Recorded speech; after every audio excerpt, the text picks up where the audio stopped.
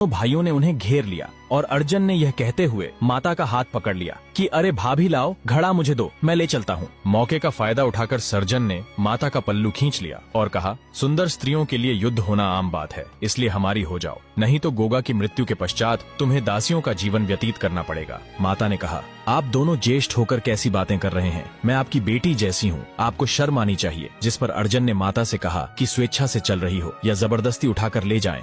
माता सीरियल घोर विपदा में फंस चुकी थी। तब माता मन ही मन अपने प्राणनाथ गोगा जी को याद करने लगी। दूसरी तरफ जब गोगा जी ने देखा कि रानी को आने में विलंब हो रहा है तो गोगा जी तुरंत सरोवर की तरफ निकल पड़े। जब घोड़े के पैरों की टाप अर्जुन और सर्जन के कानों में पड़ी तो देखा कि नीले पर सवार उनका काल उनकी तरफ ही बढ़ा चला आ रहा है। बौखलाए दोनों भाई उसी क्षण भाग खड़े हुए। जब गोगा जी सरोवर पर पहुंचे तो डरी हुई माता ने गोगा जी के गले लग रोते हुए सारा वृतांत गोगा जी को कह सुनाया। गोगा जी ने क्रोध में प्रचंड गर्जना करते हुए माता को ये वचन दिया कि मैं आपके साथ किए गए दुर्व्यवहार का बदला उन दोनों का सर काट कर लूंगा। दूसरी तरफ जब अर्जुन और सर्जन को गोगा जी से बचने का कोई मार्ग न सूझा तो दोनों गद्दार भाई सीधे महमूद गजनवी की शरण में जा बैठे।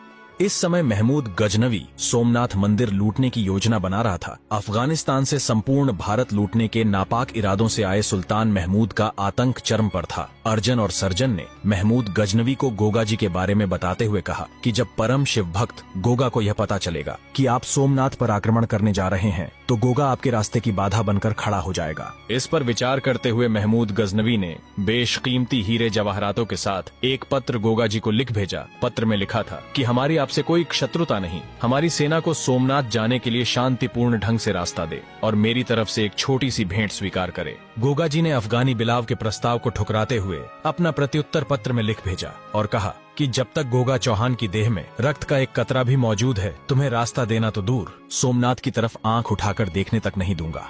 गोगा जी द्वारा इस प्रकार दिए गए प्रत्युत्तर से महमूद गजनवी आग बबूला हो उठा और उसी क्षण जंग का ऐलान करते हुए अपनी सेना लेकर ददरेवा की तरफ निकल पड़ा। राजसत्ता में अंधे अर्जुन और सर्जन भी महमूद गजनवी के साथ अपने भाई के विरुद्ध युद्ध करने निकल पड़े। जब युद्ध की खबर गोगा जी के ससुराल यानी तंदूल में पहुंची तो उन्होंने गोगा जी के समर्थन हेतु अपनी विशाल सेना को बागड़ की ओर रवाना कर दिया। गोगा जी अपने 47 पुत्रों और 60 भतीजों सहित मात्र 900 की सेना लेकर सुल्तान महमूद की विशाल सेना को तपोभूमि ददरेवा की पावन धरा पर कदम रखने से पहले ही रोकने के लिए निकल पड़े और ददरेवा से लगभग 8.5 किलोमीटर दूर खुड्डी गांव में दोनों सेनाएं आमने सामने आ खड़ी थी।